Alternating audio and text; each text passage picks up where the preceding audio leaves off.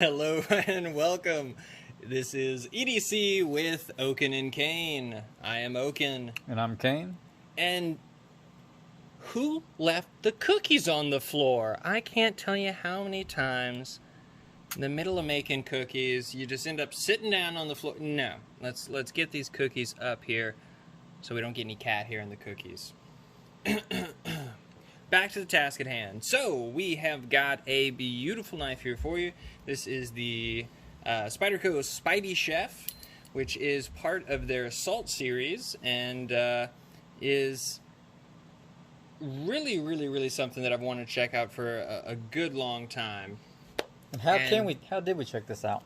Well, we had a very kind individual, none other than Snuggle Tummy himself. Snuggle Tummy himself. We'll edit out the first one. No, we won't. But yeah, he was kind enough to send us a couple different knives to be able to check out and put on the couch, so you guys can check out as well. So let's go ahead and dig into some stats on this guy. So the overall length is 7.78 inches.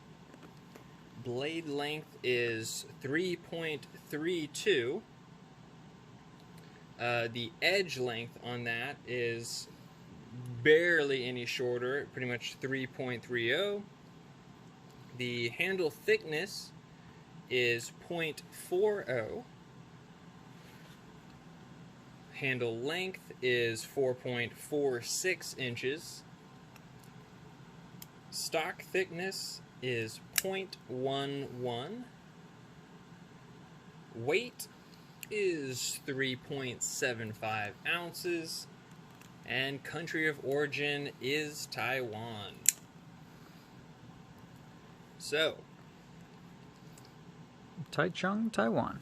Yep, which is honestly one of the best factories from Spyderco. They work with quite a few different factories and really do a great job with QC, innovation, with everything out of that factory. Gotta love it. So, let's get some friends out here and do some size comparisons. All right, let's move the rug. What is that? First, we're leaving cookies on the floor. Now we're leaving Spydiechefs under the rug. What is going on here? Are you calling this a Knifejoy Exclusive? A Knifejoy Exclusive. Beautiful blue. I think this is like a 600 run, kind of limited edition exclusive, so to speak. But man, does that look good. Besides the blue, they did do a black clip on there. But other than that, everything's still the same. You can see the blue changes as you put your finger oils on it. That's the original blue right when it came out of the box. A little bit of Windex will get you right back to that bright blue. That beautiful, glistening ocean blue, you know? Yeah. Ties in with the concept of the knife, being Assault series, all stain resistant. So, let's get some other Spideys out here and do some size comparisons.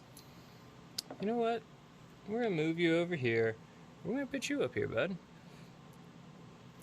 And starting off with the Para 2, Para 3 lightweight sandwich there. See, that's the Tenacious and the Sage 5.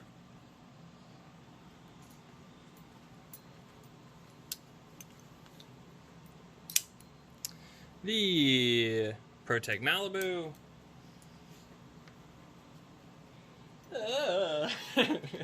The Rat Model 1. Because that's the same. And, oh, we'll go, because I don't have my smock with me right now. It is visiting, but we will do the Canis and Kane's smock. Huh. Look at all those Spydercos. All those holes. There's another hole. Dragonfly. There's another hole. I think that's all we got. Yeah, we'll do the poop knife, because everybody... Where's the poop knife? Leave it in the bathroom?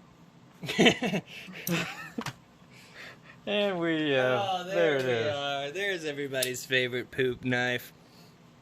There it is. All right. So, let's take a closer look at that beautiful blade in gorgeous LC200N. So LC200N is a more of a nitrogen steel than a carbon steel. And so obviously having the more carbon you have, the more it is likely to rust and corrode. If you don't have high amounts of other elements in there like chromium or something like that to kind of help combat that. This is actually using nitrogen rather than carbon to kind of work as for carbide formation where you get your strength from. And really do love LC200 better than H1 when it comes to stain resistance, because you do get a lot better edge retention from LC200, and that is for sure. So the grind on that is a full flat grind. Beautifully done. Very beautifully done with a nice satin finish there. I guess that would be a modified sheep's foot kind of sort of blade shape, so to speak. Yeah. Yeah, so, I could get on that train. Oh yeah, you can put modified on it, and it's anything. But yeah, so really do like that. And real quick, no, we'll talk about that later. We're just going to handle. So, what is this beautiful gray material here? Titanium. Boom, boom. So beautiful titanium, and this is also the CQI version, quality or constant quality improvement. So this one does have the black screws, which are just I believe pretty much the same screws as before, but they just did a coating to help with rust resistance, and then it does have the ceramic detent ball as well. Not gonna rust on you. Not going to have any corrosion issues on this guy. In the slightest. Now it is on bearings. What? Gracious, it's on washers. Washers. Oh my gosh! You'd think we'd be a little better at this point. Yeah. No. So it is on washers, which I always really love when they do a bronze phosphor washer knife, and they really have it dialed in well. This guy, you know, it doesn't have the most dropitude to it, but it's still very, very, very smooth. And opens with minimal issues. Most issues will be user error. So we've got What kind of lock? yeah. What kind of lock is that? It's a frame lock. It's a frame lock. It's a frame lock. So it's a nice frame lock. Now honestly, I do wish that they had put a lock interface, steel interface, or something in there, or even a ceramic ball that contacts it, like the Chris Reeve knife. Do we have one of those? Yeah. You do. And that was embarrassing. So yeah, you have, we'll be able to see in there, but there is a detent ball. I cannot get it in focus. That is actually contacting the blade so that the titanium won't wear down, which is really nice. I like that a lot. That Chris Reeve does. So this reminds me a lot of the same kind of Chris Reeve with the same kind of lock and everything, but very interesting. That would be my only complaint too. Yeah, the titanium going right against the steel. Yeah, and I mean the Spyderco does do a really good job, typically of, let's see if I can get it on camera, putting a good radius right there, so it kind of helps with that lockup as it continues and as it gets more use and more contact on it. But still, I wouldn't have minded seeing something like that just to help for certain instances, especially if you do have an issue with the knife. Rather than having to replace the whole side of it, you can just replace that lock bar insert there. I'd say this lockup is probably at least 60%. Let's see about the blue one. Maybe a little bit more. I would call that 75% at least. I was thinking maybe about 73.2. Yeah, but, that makes more sense. This one is worn in nicely. You feel just a little bit of stick. Not horrible at all. This one makes a little bit of a click if you can hear that. So I'm going to reach out to them about that, see what we can do about that nice little click. I'm not sure if you can hear it, but it's very audible, and hopefully we can get that fixed, since this was a $240 knife. Yeah, and so yeah, we actually did send a email to Knifejoy, and seeing kind of, you know, what we can kind of get worked out about possibly getting another one that does not have as bad of lock stick, but haven't heard back yet. So we're probably going to give him a call tomorrow and see what we can get figured out, and yeah, hopefully that baby will come back a little closer to this guy. But how about the clip? Yeah, how about that clip? It's one of my favorites. I am always a huge fan of the wire clip. Insert the pocket simulator. Beautiful. Really, really, really nice. Just a hair sticking up, so definitely not bad at all. Let's just see what... Oh, well. There you go.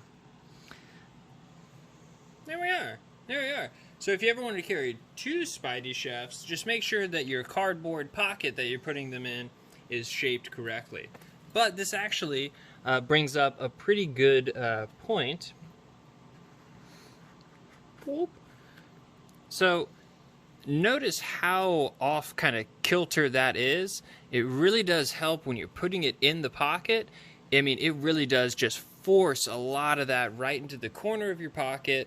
So real easy to slide by, and real nice as far as not necessarily, you know, because if they had it just a little bit straighter, it probably wouldn't be an issue, but having it so much cantered, it really does just hook that whole knife kind of into the corner of your pocket. So super easy access to get to any other stuff you got in your pockets, whether it be, you know, a pin or a brass-assed copper topper. We'll talk more about that later. Yeah. But yeah, so I really do love that. I mean, like I was saying, I'm a huge fan of the wire clip, so I'm pretty much never going to complain if they throw one of those on there. So that's always good for me. And because of the handle shape that way, once you open the knife and grip it, it makes it to where you can actually put the full blade on the object without touching your fingers, which is very nice, especially for food prep. Since this is LC200N, it would be great for food prep or salt, you know, series, or cutting up a, you know, fish or something. But definitely nice that you can literally put the whole blade and rock it back and forth without pinching your fingers like on many other knives.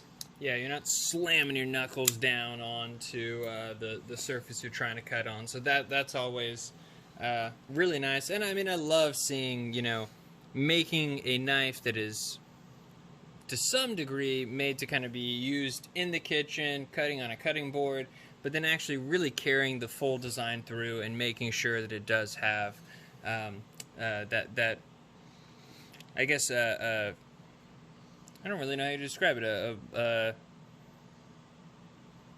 That was perfect. Yeah, there we are.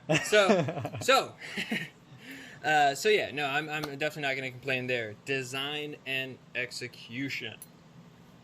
So, I don't know if we mentioned the designer, but this is a designer that has done a lot of great stuff with Spyderco.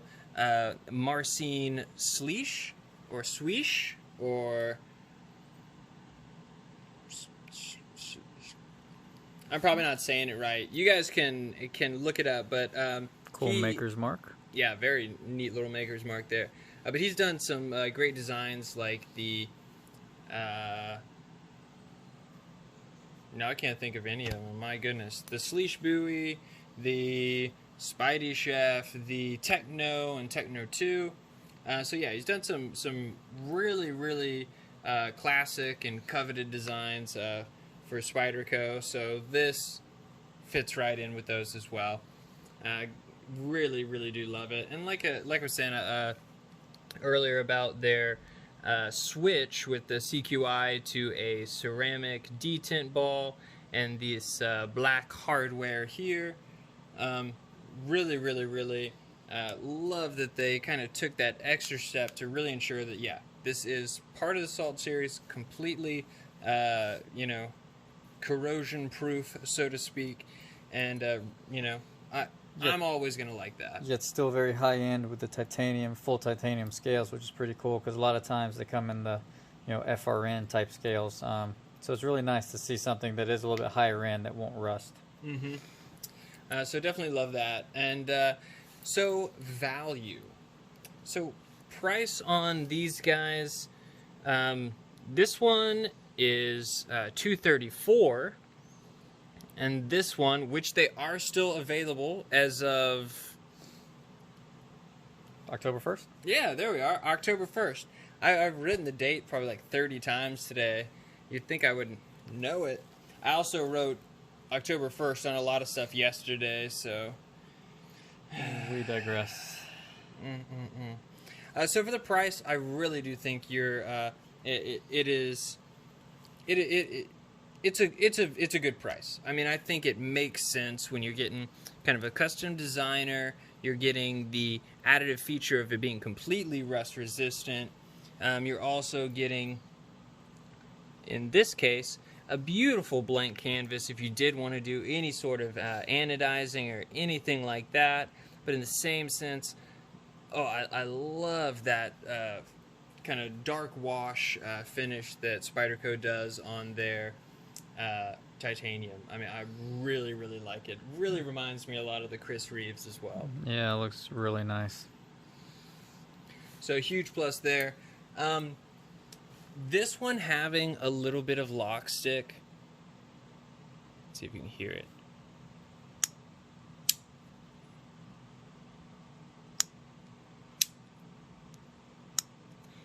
So, obviously, design and execution could be a tad bit better. To me, I really would have liked to see this one come here in the, in full working order, So we're going to see what we can do about getting that guy fixed or try and mitigate some of that lock stick. So it's a little more like this beauty right here. So that was, of course, a little bit of downside, especially coming from a company that I really, really do like. I wish they would have just QC'd a tad bit more on that one, because it being a 600-piece limited run, I don't necessarily know how they would resolve the issue if they can't get it quite right. I wouldn't want them to try and... Yeah, and this also is already the second version with the CQI improvements. So, you thought at this point it would have been worked out a little bit better. It obviously just might depend on this knife. Might be the only one. You never know. But that's just how it goes sometimes. Yeah. So, final thoughts on this guy here. This one has been not quite a grail of mine, but pretty close. This has been something that I've been after for quite some time. I really, really love anything that has kind of added corrosion resistance. I live in a very sweaty state, so it's very humid. So, there's quite a few knives that I've just from carrying it at a day of work, I've gotten a little bit of rust spots on the blade. So I'm always going to be stoked with something that is a very well done, corrosion resistant kind of knife. That really was something that I was very drawn to. And then I really, really love the Ergos on this guy. It really does work from a hand pretty darn good, and no complaints there. I was a little worried about having a little bit of the lock bar blocking the spider hole. I was thinking, you might not have good access to it, but nah, you can flick that open, no problem at all. So, if you guys are considering one, stop considering one and start gettering one. Was that? Oh, I think no. that was too far. Yeah, I think that was too far. Yeah. We might have just found Backtrack an excuse to learn how to edit these suckers. We just lost 10 subscribers there. Crap. Oh no, 11. No. But yeah, no, I really, really do think that's just a really, really, really great design, great materials, and a really good price for everything that you're getting. I agree, and especially compared to like other knives that are very similar with the LC200N, all titanium, like the Quiet Carry Waypoint, which is closer to the $300 range. I think it's really hard to beat how this feels, looks, and is very well executed. So I think the price is not really crazy out of the ballpark for that price. So honestly, after holding this, I ended up buying one. So I did really like it. Hopefully I can get mine fixed, but I would definitely recommend this knife. Yeah. No, I can't say enough good things about it, especially I'll say it again. I love when they're doing a fully, it's the second video in a row that I just have completely lost my wording. But I love that it is all completely stain resistant. That is just a huge plus to me. So yeah, I think if we can get this guy fixed up, it'll certainly be sticking around. If not, you'll probably see one of these guys float into the collection pretty soon, regardless. So, thanks for stopping by the living room, guys. It's time to go. Have a good one.